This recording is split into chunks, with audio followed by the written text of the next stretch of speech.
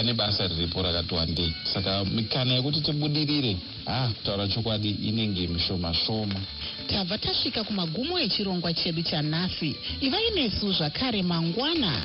Kana muchida kutitumira tsamba mbozha, dzitumirei kustudio7@voanews.com. Munokwanisawo kunzwa nhau dzedu pa www.voashona.com. Ini ndini Marvelous Msanganyahuye, ndiri muWashington DC.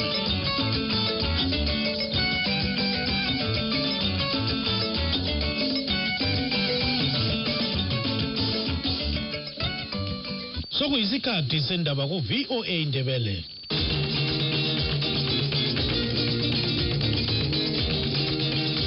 Amatshono zisobo selamukela kuhlelo lwethu lwezindaba eziphathelane leZimbabwe. Studio 7, Air Voice of America, sisakaza sise Washington DC.